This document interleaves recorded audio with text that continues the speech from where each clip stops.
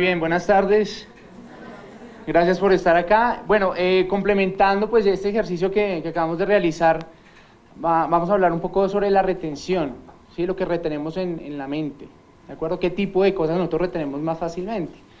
Entonces, bueno, si vuelve ahí la imagen, entonces, por ejemplo, las cosas que nosotros leemos, nosotros retenemos el 10% de lo que leemos, ¿cierto? O sea, si leemos un libro, en teoría estamos reteniendo el 10% del contenido de ese libro.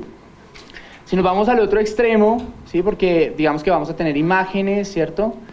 Pero si nos vamos al otro extremo, lo que más retenemos, ¿qué es? La experiencia, la vivencia.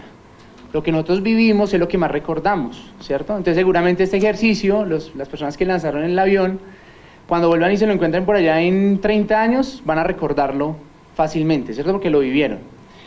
Bueno, muy bien, entonces ya entrando en materia acerca de los temas, vamos a hablar primero, antes de hablar de la creatividad y la innovación, vamos a conocernos un poco mejor a nosotros mismos, ¿no? Entonces vamos a arrancar desde lo que tenemos aquí, del cerebro y la mente, ¿vale? Entonces vamos a arrancar esta primera parte de la charla hablando de esos dos temas. Entonces vamos primero a hacer la diferencia entre cerebro y mente, porque normalmente tendemos a decir que es lo mismo, ¿cierto? O a confundirlos.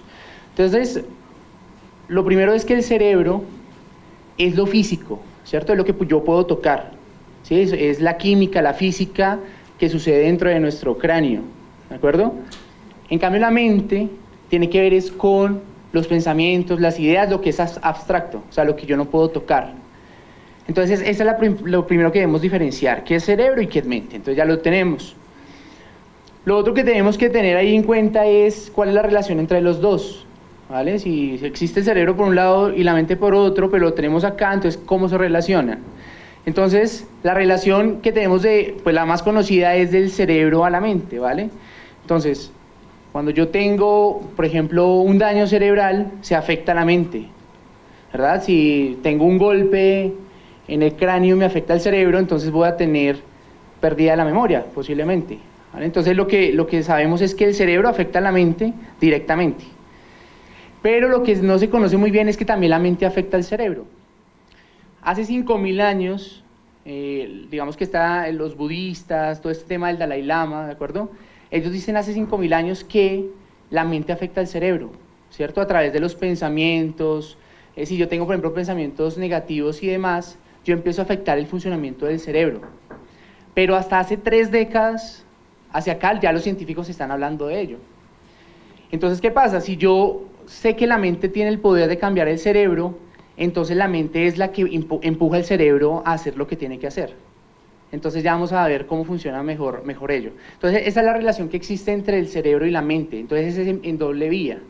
El cerebro afecta a la mente y la mente afecta a su vez también al cerebro. Bueno, muy bien, yo les pregunto, ¿será que nosotros usamos todo el cerebro? ¿Quién dice que usamos el 100% del cerebro? Levante la mano. Menos del 70%, menos del 30%. Bueno, les cuento, nosotros usamos el 100% del cerebro. Lo que pasa es que lo usamos en diferentes momentos y usamos todas las zonas, ¿sí? Lo que sucede es que nosotros no usamos más del 2% a la vez. Entonces ahí hay un mito que ya empezamos a romper desde hoy. Nosotros usamos todo el cerebro, pero la capacidad máxima es 2%. Entonces hagan de cuenta que el cerebro tiene 100 carriles, pero usamos solamente 2 vías simultáneas, ¿de acuerdo? Entonces es lo primero que tenemos que tener presente. ¿Qué pasa? Que nosotros nos enseñan desde el colegio, nos enseñan cómo a empaquetar, ¿cierto? Entonces nosotros aprendemos bueno, filosofía es esto, álgebra, Baldor, ¿cierto? Ya empezamos a empaquetar, pero no combinamos la información, entonces se nos vuelve nuestro cerebro, como hagan de cuenta que es un frasco, se vuelven cubos de hielo, que todo está fragmentado. Entonces empezamos a creer, digamos, paradigmas pues, que no son. Entonces nosotros usamos todo el cerebro, entonces hagan de cuenta que el cerebro es agua líquida en ese vaso, que está allí combinada, todo funciona con todo, ¿sí? Y no como cubos de hielo, como creemos, o hasta hoy creíamos muchos. Bueno, muy bien.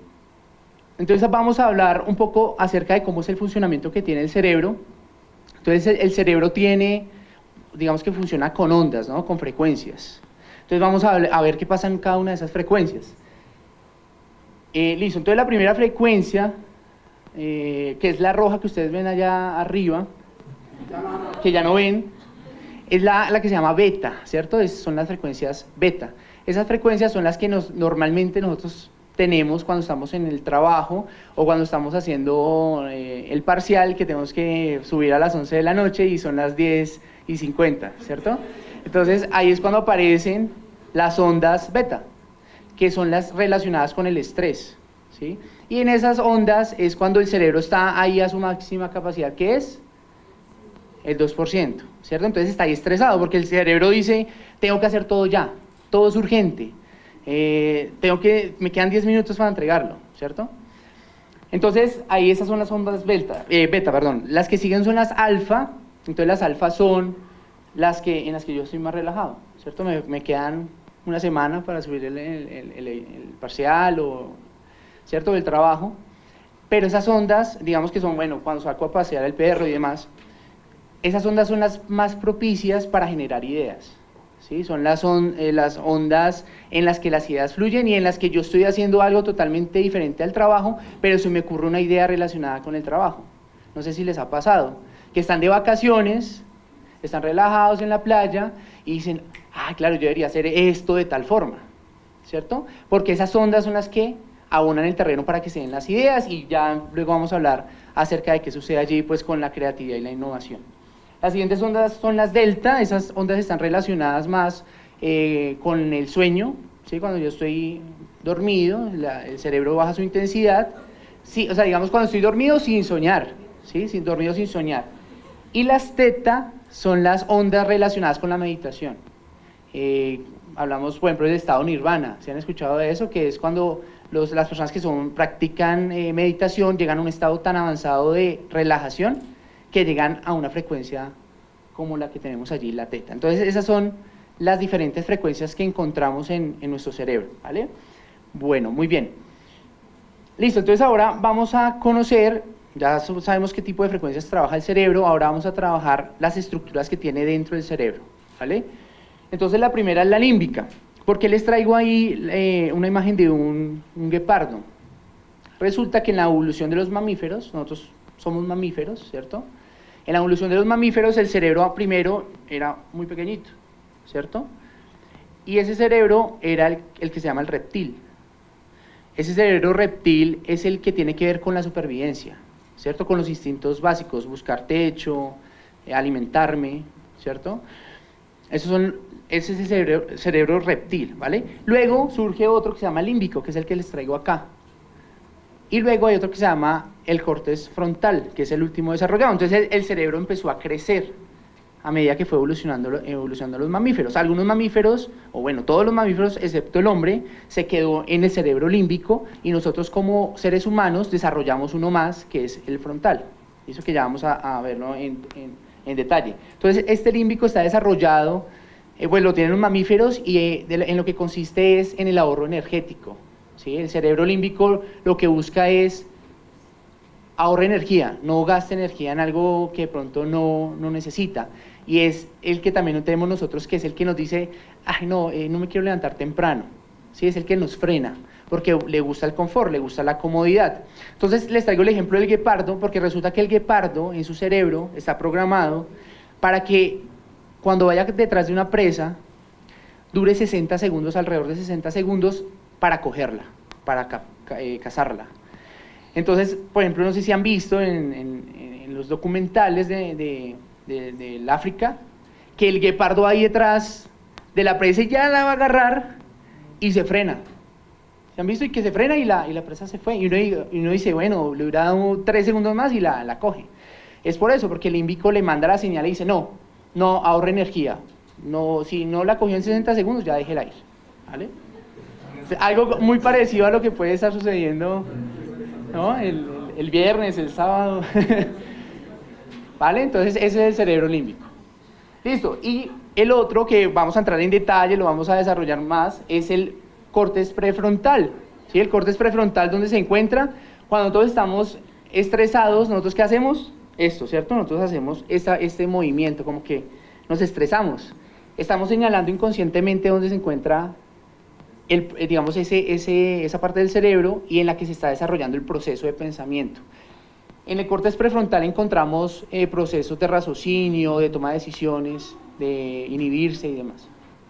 Entonces, aquí están, digamos, como la estructura del cerebro, las que encontramos, se aparece en rojo, entonces el lóbulo temporal y el lóbulo parietal, junto con el prefrontal y el occipital, son las 4 regiones más importantes.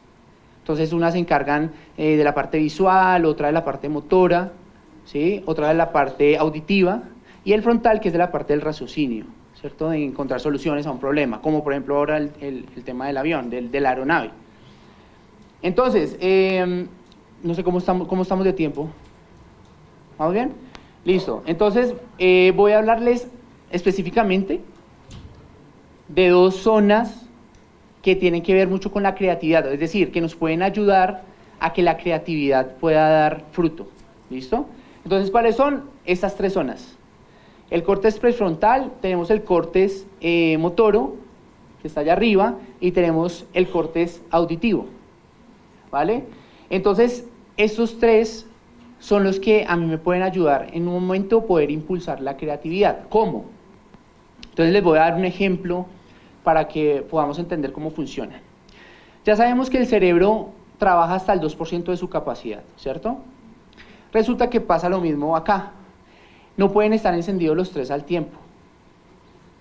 No sé, de pronto sí, los invito a que hagan el ejercicio esta noche, bueno, uno de estos días, que escuchen música, vayan corriendo y estén pensando en un problema de la oficina. El cerebro como que entra ahí en un cortocircuito, o sea, nunca nos pasa que podamos hacer tantas cosas a la vez.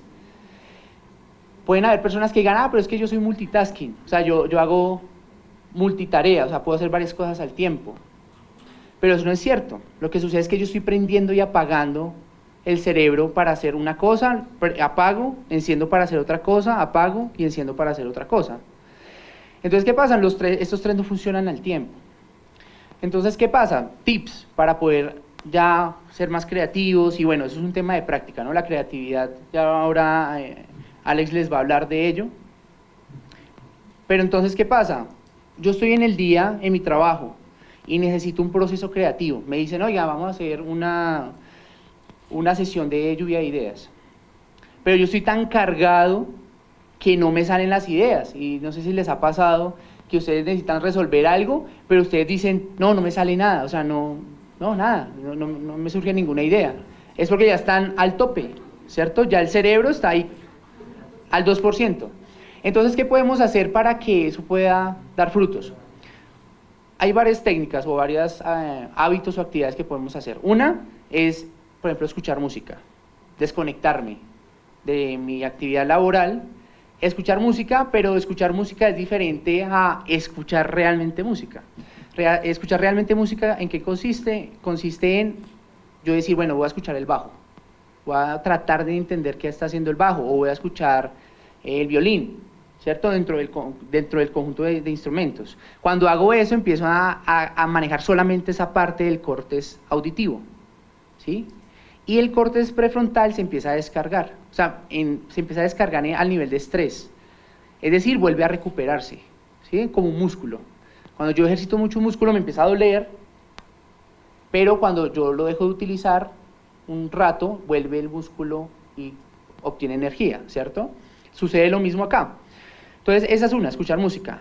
La segunda, salir a correr o a caminar o a hacer una actividad física. Entonces empiezo a trabajar la parte motora de mi cerebro y empiezo a relajar el frontal, ¿cierto? Entonces esa es otra, digamos, tip que podemos tener. O combinar las dos, escuchar música y salir a correr. Entonces cuando hacemos eso, el frontal se empieza otra vez a cargar, volvemos a tener, digamos, energía para volver ya a reactivar la parte creativa. Entonces, por ejemplo, no sé si ustedes han escuchado, eso es digamos, como un hábito muy común del Oriente y de algunos países de Europa, que al mediodía, después de almorzar, ¿qué hacen? La siesta, ¿cierto? Se van a dormir y las empresas están adecuadas con camas, ¿cierto? O sea, buenísimo.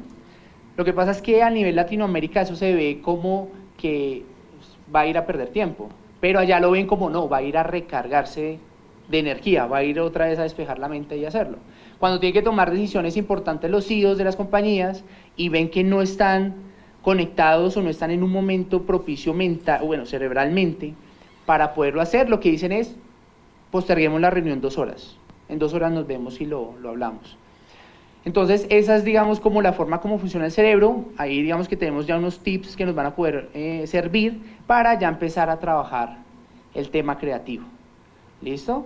Entonces, bueno, sigue entonces ahora Alex ya hacia el nivel creativo. Muchas gracias.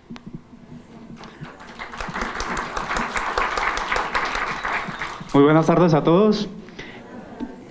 Todos acá saben quién es Tomás Alva Edison, ¿no es cierto? ¿Sí? Todos saben quién es Tomás Alva Edison. Bueno, es la persona que creó la bombilla. Quiero que me levanten la mano quienes dicen que Tomás Alva Edison tuvo más de 5 intentos para llegar a la bombilla. Entre 5 y 100, pongámosle. Listo. Entre 100 y 500. Entre 500 y 1000. Más de 1000. Listo, perfecto. Realmente los intentos que tuvo Tomás Alva Edison para generar la bombilla fueron más de 1000. Pero él no lo llama como fracasos, él lo llama como pasos para llegar a ese invento. ¿A qué voy a colación? Una de las habilidades que un creativo debe tener es la paciencia y la perseverancia. Y eso es lo que nosotros debemos de empezar a activar dentro de nuestro día a día. Hay otro ejemplo.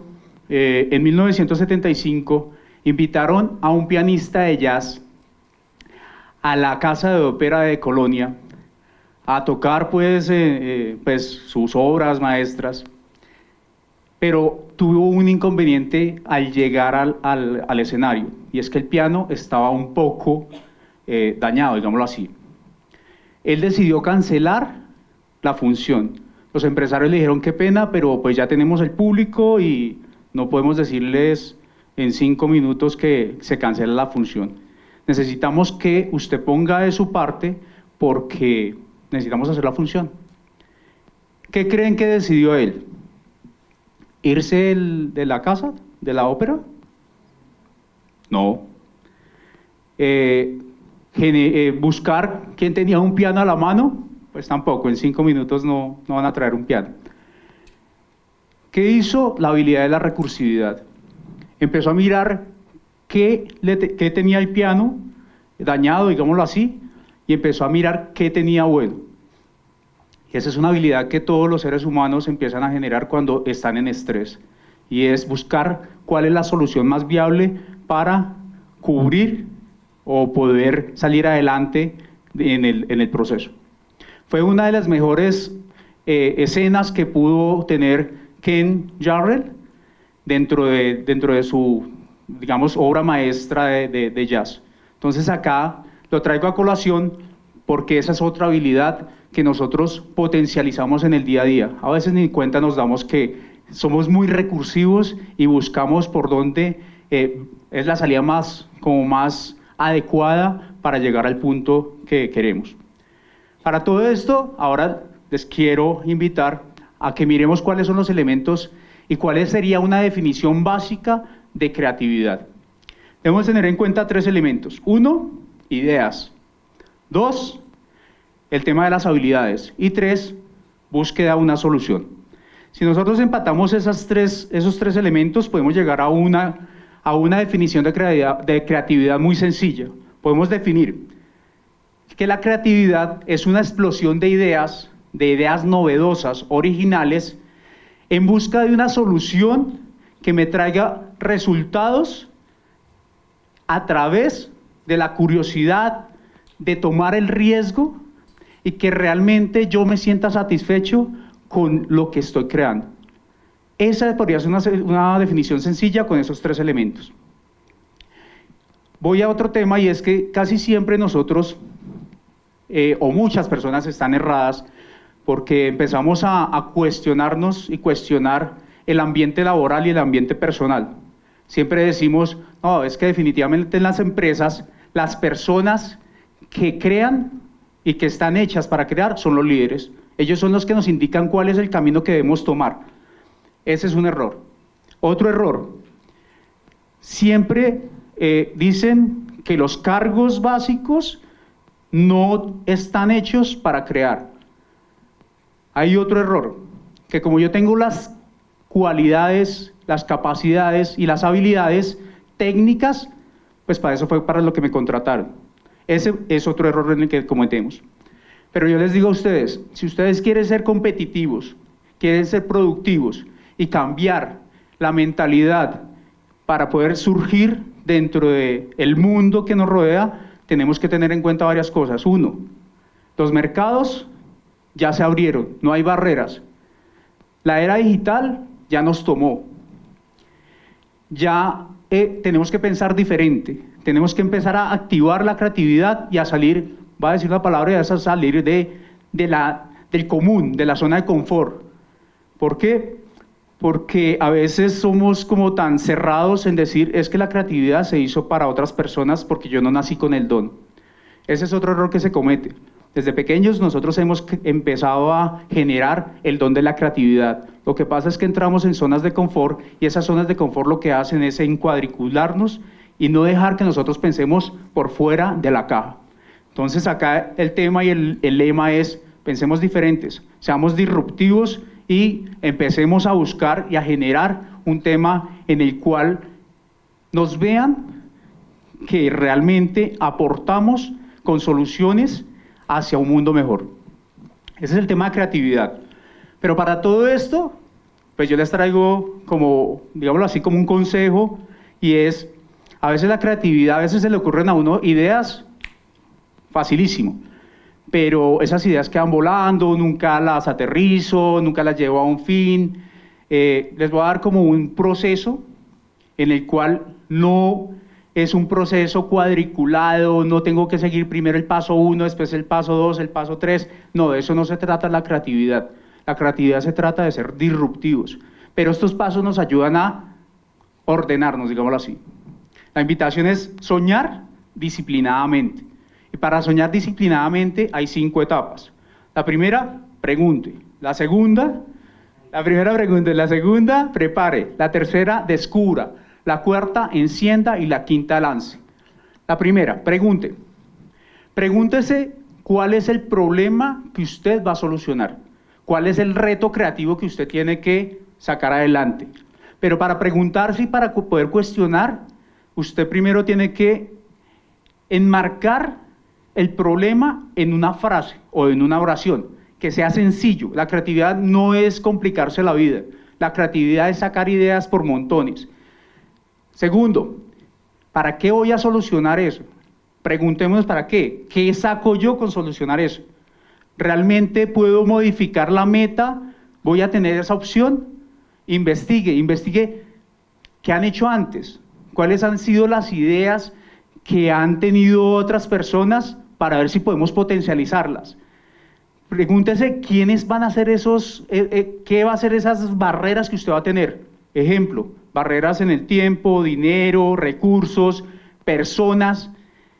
Personas, casi siempre ustedes se van a encontrar esas barreras. ¿Por qué? No, eso no sirve. No, pues usted, ¿cómo se le ocurre hacer eso?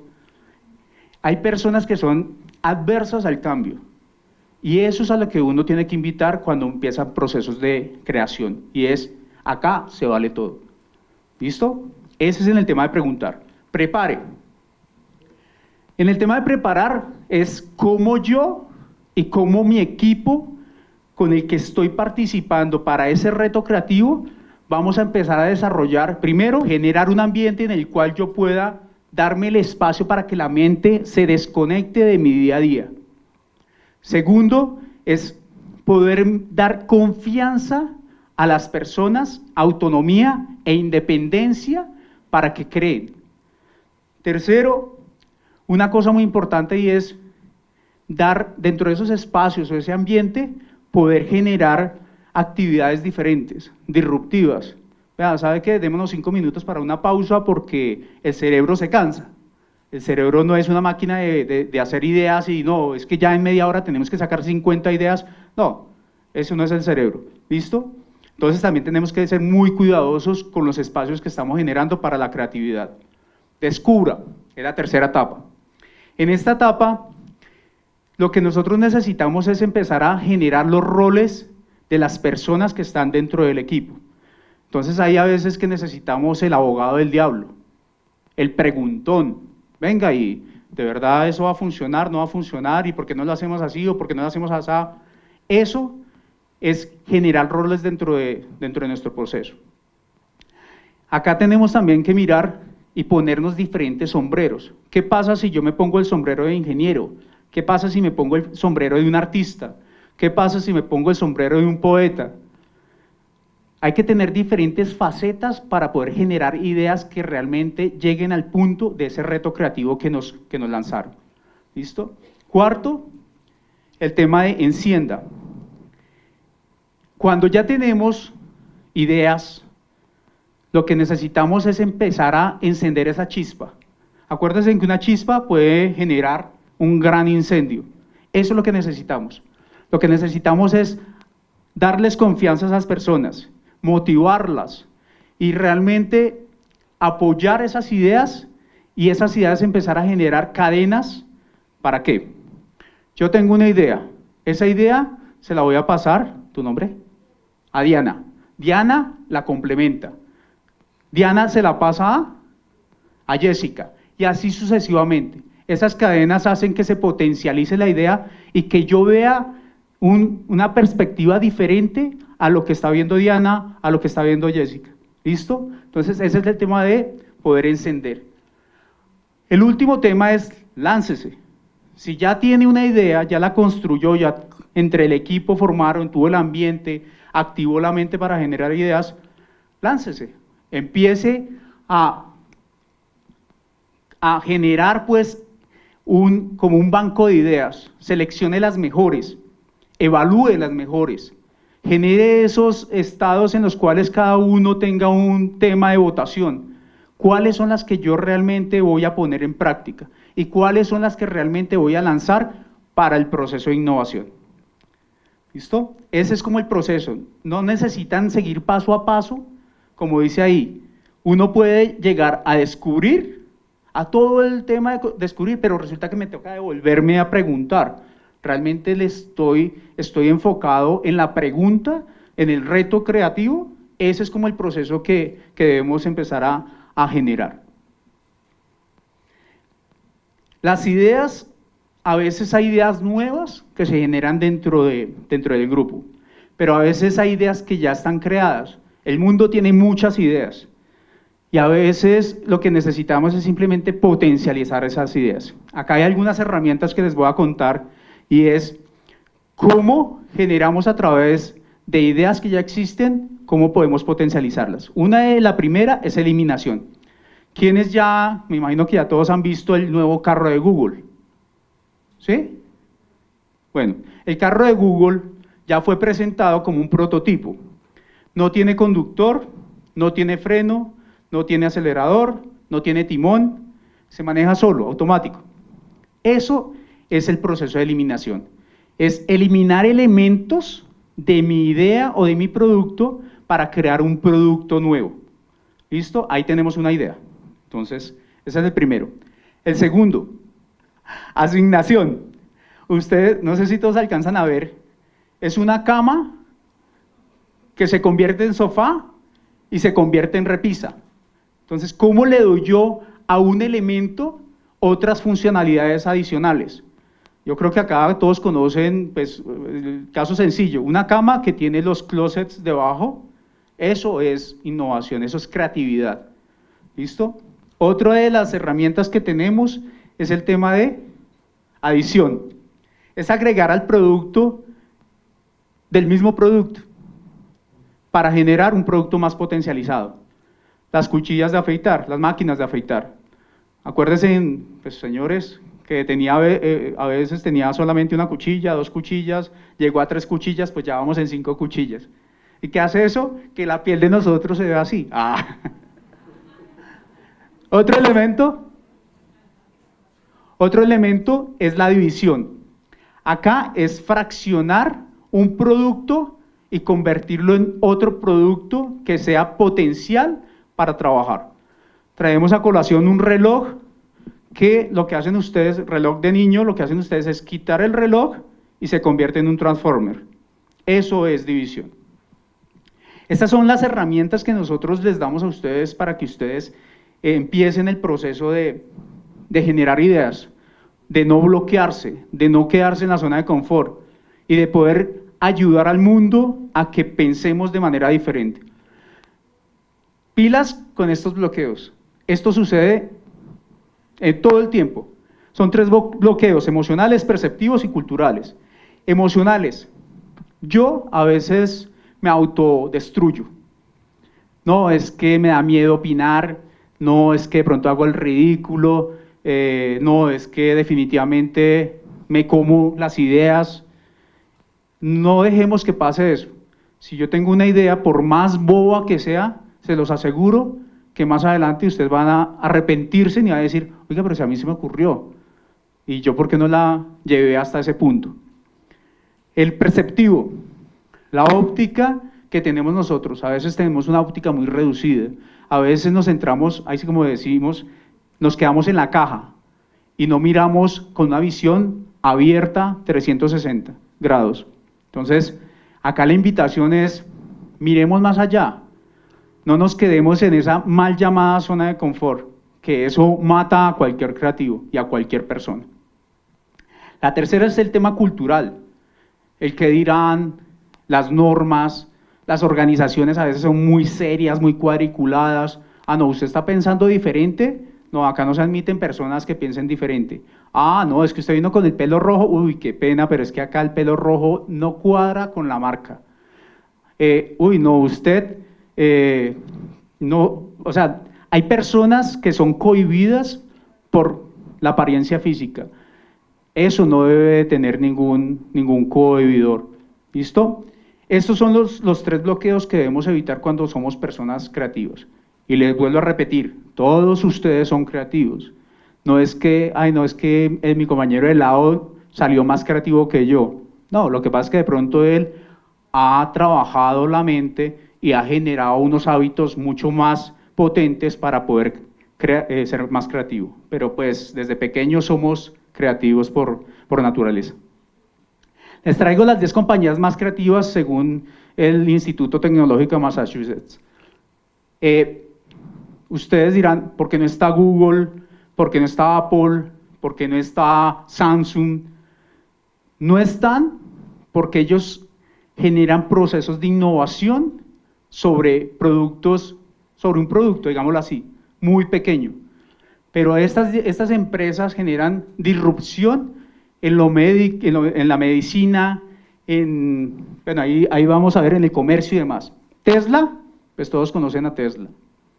Hay otro que se llama Xiaomi, Xiaomi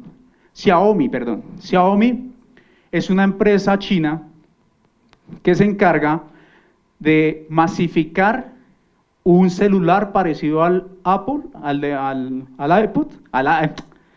iPhone, perdón, que se encarga de potencializar el iPhone dentro de toda la población y es a un costo pues menor. Entonces es una de las empresas más creativas que tenemos acá. Otra de las empresas, Illumina. Illumina trabaja con el ADN, con temas genéticos. Entonces también este es otro nuevo, como otro nuevo ranking que aparece y es, también le damos cavidad a empresas de medicina. Hay más, Alibaba. ¿Quiénes conocen Alibaba? Es la competencia de Amazon. Alibaba ahorita le está ganando bastante mercado a Amazon. Council. Council es una empresa que trabaja también en genética y que descubre a través del ADN las enfermedades que puede tener desde el embarazo y recién nacido el bebé de ahí en adelante. Entonces eso también, y yo creo que acá varias madres saben que eso se puede hacer a través de unos estudios o unos exámenes que se generan. Sam Edison. Sun Edison es una empresa de paneles solares, baterías. También es otro de los temas disruptivos dentro de ese nuevo ranking que nos está generando MIT. Tencel es un buscador en China que está cogiendo bastante fuerza dentro del mercado. Juno Therapeutics es una empresa que trabaja con células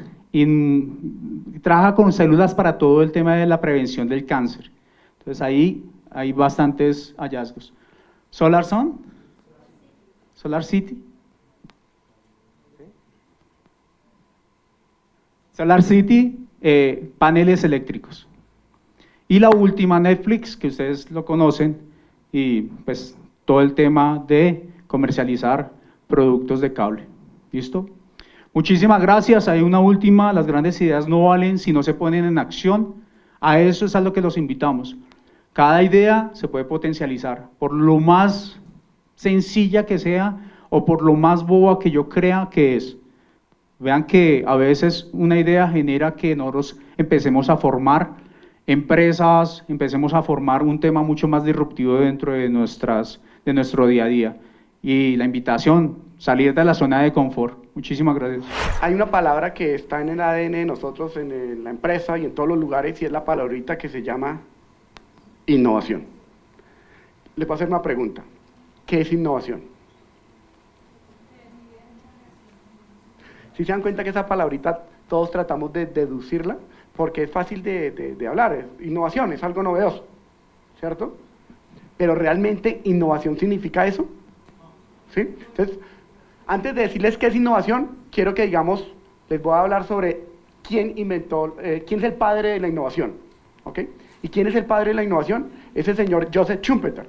Joseph Schumpeter es un economista, nació en Austria, de Austria se nacionalizó luego en Estados Unidos y se dedicó a ser docente y luego fue ministro de Finanzas. Y este señor quería concentrarse en algo que era muy importante y era el crecimiento económico del país. Y él decía, ¿cómo hacemos para que un país crezca? ¿Cómo creen que un país puede crecer? Si colocamos productos innovadores en una empresa. Imagínense que hay un tren. En este tren es la transformación del país que queremos. Y al final, ¿qué queremos? Que el país tenga crecimiento económico. ¿Qué tenemos que meterle en la mitad? Pues productos innovadores. Voy a colocarles un ejemplo muy sencillo. Suiza. ¿Suiza qué crea? ¿Qué exporta? Suiza, relojes, ascensores, los ascensores ricos, esos que están acá, los hace Suiza. ¿Qué más hace Suiza? También impresoras, los mouse, la gran mayoría de los mouse los hacen en Suiza. Entonces ellos son competitivos porque generan productos novedosos y los colocan en su economía, ¿sí o no? Ahora, ¿qué creamos nosotros? Entonces les voy a poner un ejemplo muy sencillo. Hacemos una exportación de lechón al vacío. ¿Cuántas lechonas tenemos que exportar al vacío para competir contra un ascensor que exporta Suiza? No sé, pero me imagino que es una gran cantidad, ¿vale? Entonces, ¿sí se dan cuenta la diferencia para lograr poder ser competitivos al final? Joseph Schumpeter decía que para poder crear una economía hay que destruir el modelo de negocio anterior. Ya les voy a contar por qué. Él nació en el año 1800 algo y murió en 1950.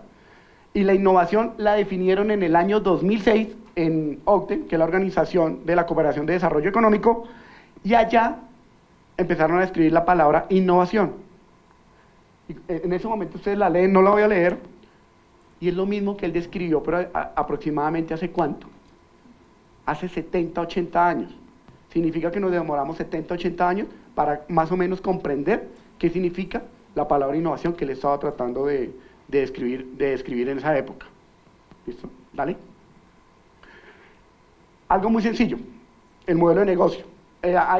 Observo que aquí hay como una parte millennials y una parte de baby boomers. Sí. ¿Qué significa eso? O de generación X.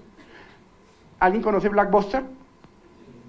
¿Y cómo era Blockbuster? Era ir con los 2.000 pesos o los 3.000 pesos, ir a alquilar, me daban la película, me regresaba, y si a usted se le olvidaba devolver la película, ¿qué pasaba? Le cobraban su multa. ¿Sí? Entonces Joseph Schumpeter, ¿qué hizo? Dijo, hay que crear el tema de la destrucción de la creatividad. Es decir, de cierta manera, desaparecer el modelo de negocio anterior para poder aparecer el nuevo, que es Netflix. ¿Y cómo es Netflix ahora? Son como 22.000 pesos al mes, pagas y ves todas las películas que quieras y las repites cuantas veces sea necesario. Y no hay rollo, ¿sí o no? Otro ejemplo más sencillo, aparte de estos, o más común. Antes había cierta, yo te quiero conocer y me tocaba decirte, dame tu PIN. Pero decir ese dame tu PIN era complicado. Porque usted tenía que pedirlo de una manera muy casual. Oye, sí, dame el PIN y cuadramos y vamos adelantando el trabajo. Pero yo quería era conseguir el PIN. ¿Cierto? WhatsApp, pues los señores de Mark Zuckerberg, pues empezaron a trabajar en eso. ¿Sí o no? Pues ahora es más fácil. Oye, sí, dame el teléfono y cuadramos. Yo ya tengo el dato para generar esa conexión, tanto profesional como personal. ¿Ok? Ese es un modelo de negocio, que hay que destruir el anterior modelo de negocio para crear el nuevo negocio. Listo. Tipos de innovación. No les voy a hablar de todos los tipos de innovación, solamente les voy a hablar de dos. Incremental y radical. ¿Cuál es la incremental?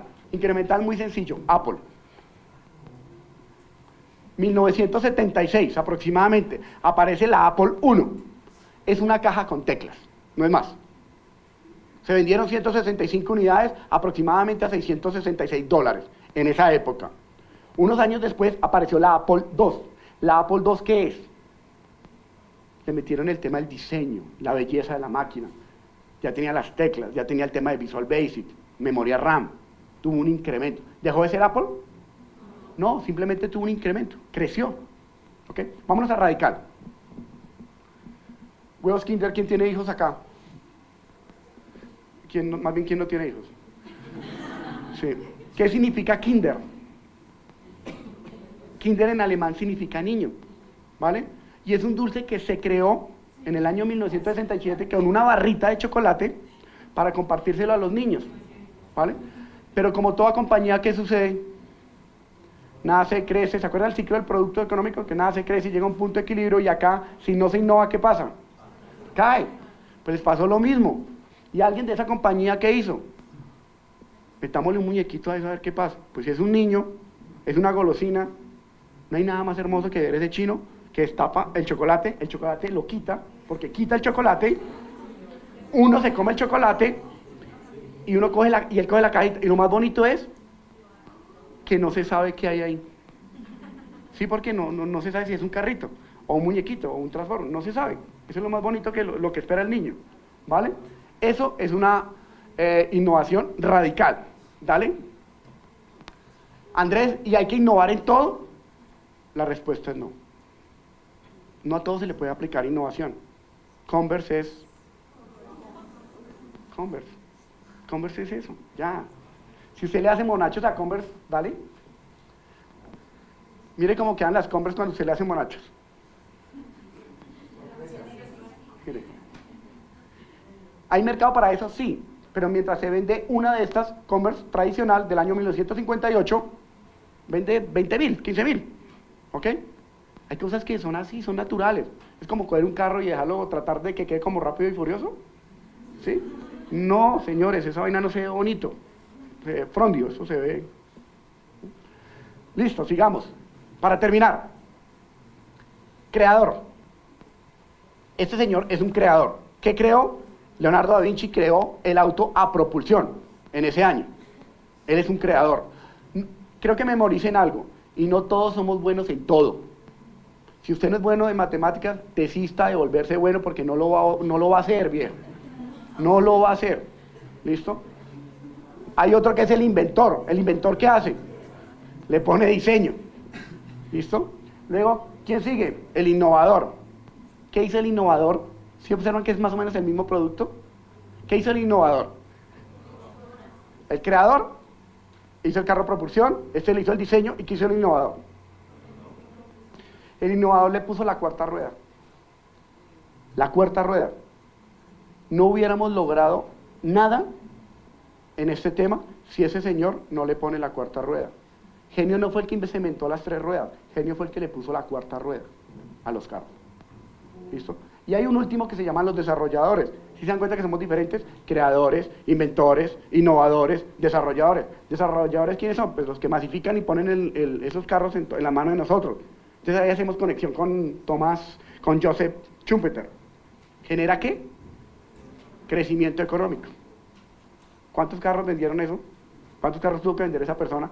Los vendió, ganó dinero él, ¿y quién más ganó dinero? El país. Porque no solamente él.